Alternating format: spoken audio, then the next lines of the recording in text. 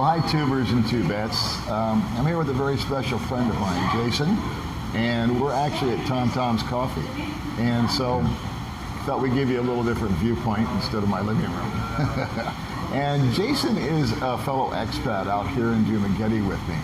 And I wanted to take a minute and just give you a little bit of his background, and then Jason will take over and kind of fill you in on the details. Jason is 50 years old. He's going to be 51 years old in 2 days. So August 6th, we all got to give Jason a big thumbs up and happy birthday. And, in talking with Jason, I first met Jason over at my friend Francis's place where we were having some Italian food, and he was playing the guitar. And I said, wow, this guy is like a guy that knows how to play and he knows how to sing. And his backstory is that he's been a musician and played in some of the top 3 local bands, if you will, in the Bay Area, mostly country music, and that's been his career. So that's the boring part. The interesting part is that since he was 2 years old until he was 12 years old, he underwent 5 different brain surgeries due to having water on the brain. And he has suffered from epilepsy, grand mal seizures. So, and that's just sort of the beginning of some of the physical maladies that this young man has faced throughout his life. He is a married man, divorced man in America, and has a beautiful son from that union.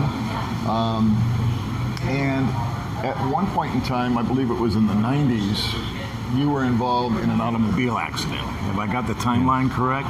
Yeah. What year was that? Actually, it was in the 2000s. In the 2000s. Okay. 2000. 2005, I think. 2005. Okay. So roughly 2005, he was in an automobile accident in Hawaii.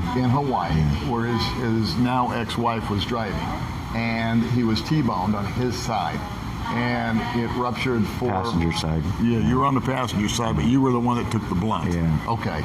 So that ended up rupturing, I think, 4 of your vertebrae, correct? I've had the same thing in my neck, but nothing close to what he's had now. And he's not had surgery on that, so he deals with that. And as a result of the injury, he was unable to work.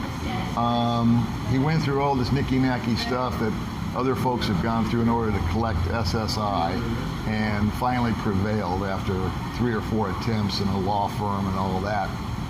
And lives a very, very simple life, just like myself. But was in America, was in a wheelchair, could not walk after the accident, and then was transferred to a supervised care medical facility, which he stayed in for over a year, and was just there alone. And I believe it had been 10 years since you had had any kind of real contact or romance or anything like that. And again, I'm just kind of bringing you up to speed, and I'm going to let Jason take over from there. But in there for a year, he became friends with one of the nurses / caregivers that was taking care of him for over a year. And she took an interest in his well-being. And you take it from there. What did she tell you? She just told me that I need to start believing in myself that I'm worthy of love. Worthy of love. Because that's what I was lacking, and I had taken it upon myself. My son actually told me of a website that was, or a dating site, and I wasn't really keen on dating sites at all. But he said, it's free, Dad, you know. Can I ask, how old was your son at that time? Huh? How old was your son? Probably 20, 22, 21. That's when you know your kid loves you. He's 25. I'm very proud. Come on, Dad, go out and find someone new. I'm very proud of my older boy. Jacob, I love you. If you ever see this. Yeah, Jacob. Of course you will. But anyway, shout out for Jacob. Yeah, you're a good kid. Out. You're a good son. Yeah, I'm sorry I interrupted you. No, it's okay. So I got out my little scratch paper and I just wrote down a real honest bio, and submitted it with a photo and that I liked, and about I don't know, 3 weeks, a month later, I was sent a heart from a very, very beautiful lady who is now, I'm so proud to say, my wife. And what year was that? What year was 2016. it that you got your heart? You got your heart in 2016. Yeah, and okay. and we. And you were still in the hospital, or the medical facility. And we met that way, and started talking a little bit. And I said, I was really upfront and honest. I said, well, you know, we obviously are attracted to each other. I said, let's get off this right now and get on FaceTime. And so we did. And so every night or every day throughout the day, while she was working in Kuwait, my wife Maria, who I now have our son, our youngest son, is just turned 1 a couple months ago. And anyway, and we have 2 wonderful daughters. Anyway, we have we just connected, and we connected spiritually and emotionally. It was a very intense time because she was over there working like crazy. I was recovering, but we created a vision together. We created a vision together through prayer, and we're very strong belief in prayer, and that was the core that kept us together and what kept the dream alive. And people, if I could tell you one thing, true love can happen in any way. And if your heart is in the right place, which ours were in the right place, and miracles can come true. And that's all I can say. And so we prepared for this, and everything that we asked for in our prayers before we would say goodnight to each other, the doors that we asked to be opened would open one after the other, after the other, after the other. And this went on for a little over a year until we finally met face to face in Manila. And then we took the plane back to Dumaguete, and then all the way back up to Mabini. We ended up settling in Mabini. Yeah. What was it like when you saw your now wife for the first time?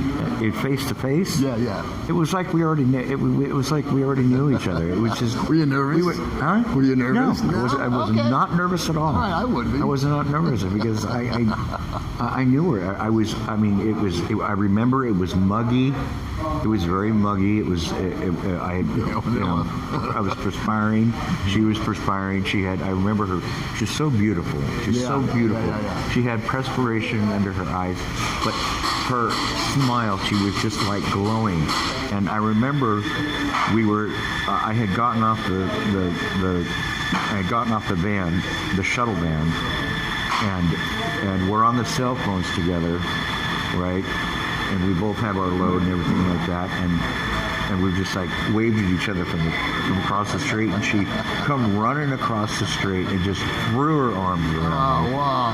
And it was just like, it was bliss, man. It was like storybook romance. I mean, you can't get any more real and more of a fantasy, really. Sure. I mean, but a true love story. I mean, that people, you know, if you don't take chances in life, and that's what my caregiver told me. She says, Jason, if you're not going to take a chance, you're never going to know.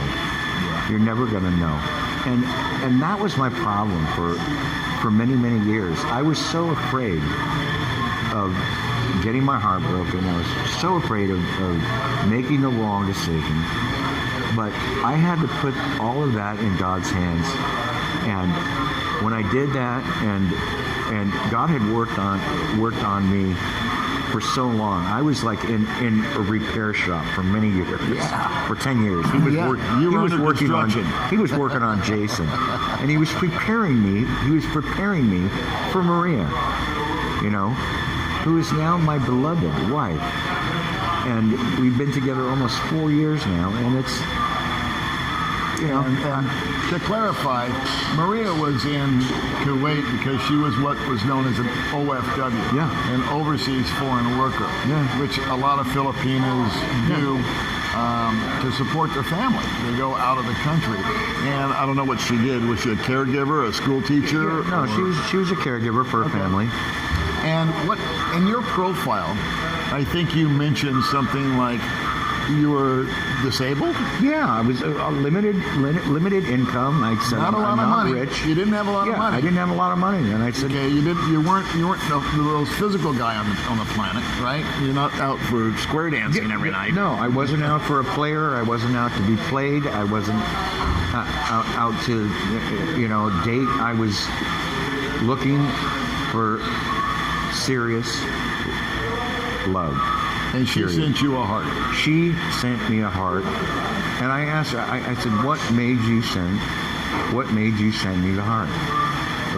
What made you send me the heart?" She says, "Your profile and how honest you were." If I could comment here, I think that this story moves me so much. I can relate to some small degree with the medical issues that he's had. I had medical issues when I was a kid, but nothing on the scale that my friend Jason here experienced. But I think what touches me the most is, on a number of different levels, is primarily when he wrote his profile just blank and honest and upfront, and Maria sent the heart after having read it. It just was very apparent to me that these were two people that didn't have any other agenda. In other words, they weren't she wasn't looking for money, and you weren't looking for anything serious or anything like that. You just wanted companionship, love, and someone that you could spend time and no longer be alone and share the rest of your life with. Is that correct? Yeah, I wanted to be married in the eyes of the Lord and the eyes of our hometown, and that's what happened. And I wanted children as well. Okay. And you put God first in your relationship. She was totally honest with me. She says, "Look, I have 2 daughters. They need a dad." And I told her, I said, "I have a son. Are we do you want more children?" Yes. Okay. If it's I didn't think with my ailments, I wasn't sure whether I was capable of producing offspring. Okay. And it was all because of the man upstairs. So you guys center your relationship around God. Absolutely, 100%. No questions about that. All right. And I'm not here to speak about religion. We just on the old dog channel. We like to tell it the way it is. I'm not ashamed of my spiritual beliefs and whatsoever. No one should be. No one should be ashamed. And I'm extremely proud of that. Good. So. Now on the channel here, if someone's a born again Christian and that's the center of their life, then we're going to tell that story. If someone's a born again atheist, we'll tell that story. We're not going to judge them. We just want to hear their story and see if we're on that level that it relates to you. But that's kind of. But I'm not here to speak about religion or anything like that. It's okay. I brought it up. So the story is, I don't know, it inspires me. It gives me hope. I hear all the things that go on that are so bad with long distance relationships and the scams and the this and the that. And we tend to do those sensationalized videos like that because they're sexy and they bring headlines and all this and that and the other. And I don't know, I just get a feeling of, it's sort of refreshing just to hear that here's a guy that was encouraged by his son, was encouraged by his caregiver, and what they were both saying was, you're worthy of love. In other words, you're a good guy. And sometimes we can be our own worst critic. And sometimes we can be the one thing that stops us from moving forward is us. It's not this, it's not that, it's not a lack of whatever. It's just us. It's in between our ears. The gray matter that controls our thoughts and our emotions will sometimes block us from moving so much further forward. And so, had you not received that word of encouragement from the caregiver and your son, maybe you'd still be in Arizona. Sometimes we do just need little angels to come along and kind of push us over that line and take that leap of faith and get a result. And so I think that's the crux of this message and of your story. You know, you still have physical maladies. You're always going to have them. But how's your mental state now that you're over here in Dumageddon and you're married and you have a new baby? And well, it's much better. It's much better. A world times better, man. I mean, I still deal with certain things in my life. You know,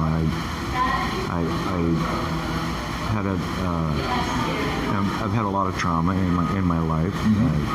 The death of my older sister, I still grieve to this day. There's not a day that goes by that I don't think about her.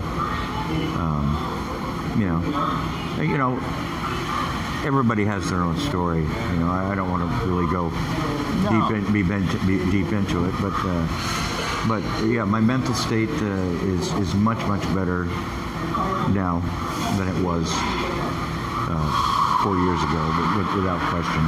So let's do this. I have a question. We're going to wrap up the video. We never do long videos if we can help it. That's good. Yeah. Especially when I'm talking by myself. They're like, oh, geez. I know out there watching right now is somebody, male or female, I don't know, that's being hard on themselves. Or they're going through a rough patch right now. Or they have a physical ailment. Or they have emotional issues. Or they're depressed. They're financially strapped. In other words, they're at a low point. Yeah. What has Jason got to say to those people out there right now? What word of encouragement do you have for them? If you have any.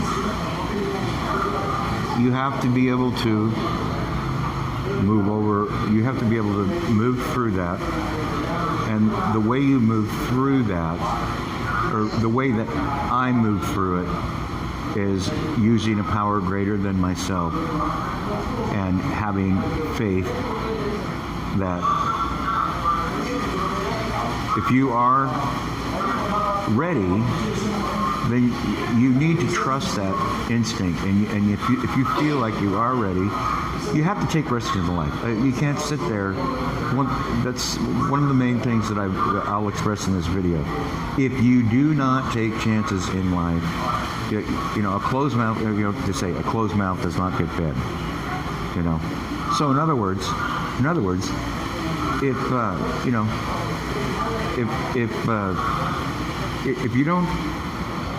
if you don't take chances in life, you're not going to go anywhere. And that's what I did for a long time. But at the same time, I accepted that I was being worked on. Once again, like I was saying earlier, I was being worked on. So